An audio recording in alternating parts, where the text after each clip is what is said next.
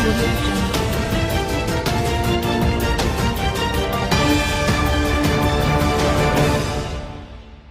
Welcome to AHG News, where we bring you insights into the most pressing economic issues shaping Malaysia. My name is Evelyn, and in this segment, I will be reporting one of the most impactful macroeconomic trends of the past decade: Malaysia's unemployment rate shift. Unemployment is more than just a number. It tells us how difficult it is for people to find jobs, how healthy the economy is, and what challenges are emerging in our labor market. Let's define exactly what we mean by an unemployment rate shift. The unemployment rate shift is a major economic concern because it highlights the ongoing relationship between employment conditions and overall economic performance. A rise or decline in this rate reveals whether the economy is generating enough job opportunities. The unemployment rate is a key macroeconomic indicator that reflects the number of active job seekers unable to secure work. It offers crucial insights into whether our labor market is expanding or contracting.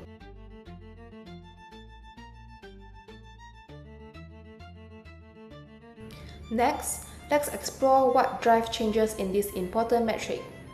Let's start with the first type, one that is common in all healthy economies. Frictional unemployment happens when people voluntarily leave their jobs to find better opportunities or when fresh graduates enter the labor market. This type is short-term and normal in a healthy economy. Malaysian youth aged 15 to 24 consistently face the highest unemployment rate between 9% and 11% from 2018 to 2021, while older groups stay below 4%. This reflects new entrants or job switchers who take time to find suitable employment. Additionally, dissatisfaction with previous roles, career changes, and relocation contribute to frictional unemployment. Now, let's move on to unemployment that stems from deeper economic changes. Structural unemployment is caused by long-term changes in the economy, like automation or digital transformation. According to Deputy Human Resource Minister Dato Seri Abdul Rahman Mohamad, between 2020 and September 2024, nearly 293,639 Malaysian workers lost jobs due to AI and automation. The most affected sectors were manufacturing and wholesale retail, which rely heavily on routine labor. The growing risk of automation is especially significant for mid-skills jobs requiring only secondary education. This mismatch in skills create long-term jobless. Now, we'll look at how labor laws and policies can influence employment. Institutional unemployment is caused by structural policies like high minimum wages or strict labor laws. For instance, a 10% increase in Malaysia's minimum wage reduces teen job opportunities. When minimum wages are set too high, the supply of labor can surpass demand, making it harder for young and low-skilled individuals to find jobs. This limits access to early career experience and contributes to institutional unemployment. Let's turn to the type of unemployment most affected by the business cycle. Cyclical unemployment rises during economic downturns and falls during recoveries.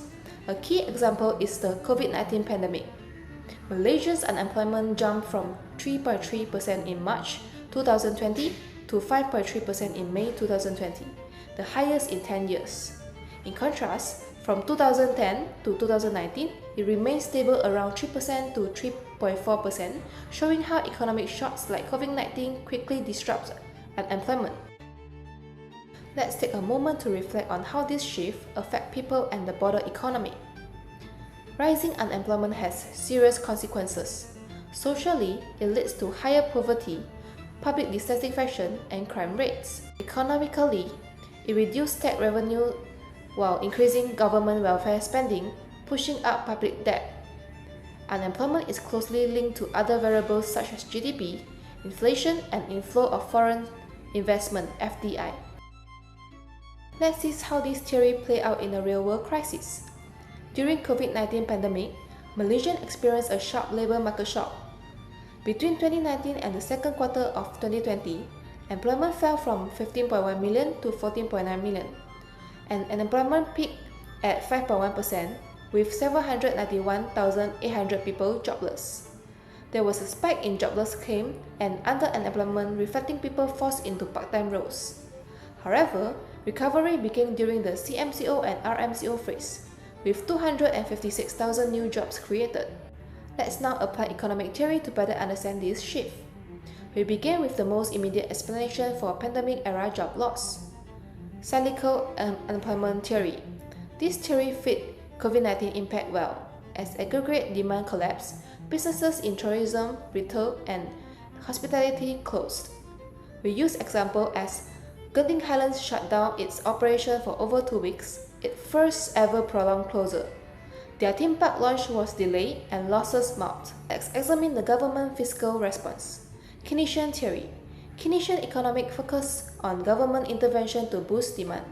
To reduce unemployment, Malaysia launched Prihatin, Permai, and Mempakasa, dispersing RM20.18 billion in wage subsidies to 2.95 million workers and 350,000 employers.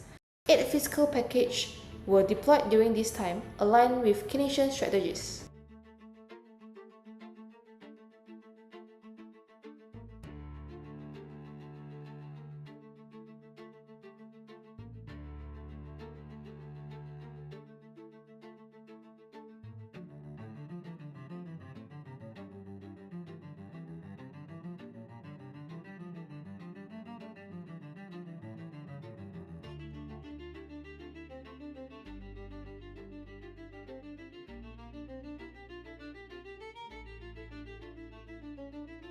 In conclusion, Malaysia's unemployment shift over the last 10 years, particularly during COVID-19, reveals deep structural and cyclical challenges.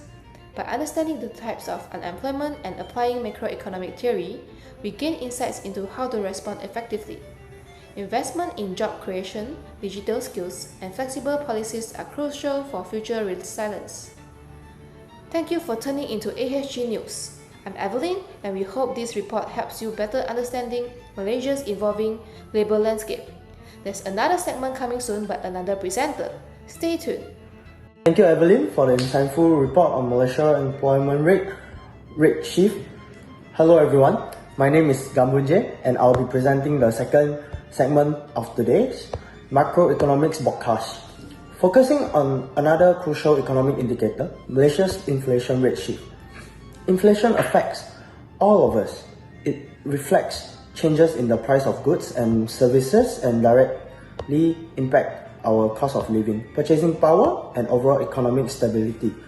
In this report, I will explain what causes inflation in Malaysia to rise in recent years, how it has impacted households and businesses, and what economic theories can help us understand these changes, all based on actual data and real-life development. Now, let's take a closer look at the different types of inflation and the key factors that triggered them in Malaysia. Inflation can be caused by several different factors, typically grouped into 3 categories: demand pull inflation, cost pull inflation, and built-in inflation. Let's begin with demand pull inflation, which occurs when demand in the economic exceeds supply. This was evident during Malaysia post-COVID recovery when consumer spending increased sharply. As a result, the inflation rate rise from 2.5% in January 2022 to 4.7% by August 2022 according to Bank Negara Malaysia. Next is cost push inflation, which result from rising production costs in Malaysia. This occurred during the global energy crisis triggered by the Russia-Ukraine conflict, which led to significantly higher oil and commodity prices. Consequently, transport-related inflation rise to 14.3% in June 2022. Lastly, we have built-in inflation, also known as wage price inflation, which arises when wages increase to keep up with rising living costs. For instance, May 2022, the Malaysian government raises the minimum wage from RM1,200 to 1,500, which led to inflationary pressure in labor-intensive sector.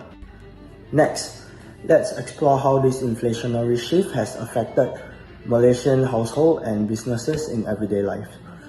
Inflation doesn't just affect numbers, it affects people's everyday lives. For lower income households, inflation reduces purchasing power. According to the New Straits Times, food inflation reached 7.2% in July 2022, forcing many families to cut back on spending or choose more affordable alternatives. The overall cost of living has increased, putting more pressure on monthly expenses. This often results in reduced consumer confidence and less saving, as households spend more just to maintain their basic needs. Businesses have also been affected. Rising input costs lower profit margins, and many firms have responded by delaying hiring or increasing prices, further intensifying inflationary. Now, let's turn to the economic theories that help explain why these inflationary trends are happening. Several economic theories provide insight into Malaysia's inflation trend. The monetarist view, using the quantity theory of money, suggests that inflation happens when money supply grows faster than output. During the COVID-19 pandemic, Bank Negara Malaysia reduces the overnight policy rate to 1.75%, increasing the money supply to support the economy. This contributed to inflation as demand later rebounded. The kinesis theory emphasized the role of aggregate demand. Government stimulus programs like Perhatian and Pemerkasa Plus injected substantial funds into the economy. While they helped sustain the recovery, they also caused demand pull inflation when supply couldn't not keep up. Cost push inflation theories focus on supply disruption, wage growth, and external shocks. Malaysia's heavy reliance on imports made it vulnerable to global supply chain problems in 2021 and 2022, which significantly rises input costs. With these causes in mind, let's examine the broader economic and social consequences of inflation in Malaysia. Inflation has both economic and social consequences. From an economic standpoint, inflation creates uncertainty, reduces investment, and erodes saving, especially for pensioners and low-income earners. To tackle this, Bank Negara Malaysia gradually raised the overnight policy rate to 3% by mid-2023 to manage inflationary pressure. Socially, inflation can widen inequality as basic goods become less affordable for those already struggling. According to a 2021 study in the Global Business and Management Research Journal, inflation weakens purchasing power, reduces trust in public policy, and undermines confidence in economic. Finally, let's conclude this segment with a summary of what we have learned. In conclusion, inflation rate shift serve as a vital indicator of Malaysia's economic health. While moderate inflation reflects economic activity, uncontrolled or sustained inflation can harm economic stability, shrink household budgets, and lower public confidence. Malaysia's recent inflation has been driven by consumer recovery, wage policy changes, and external shocks.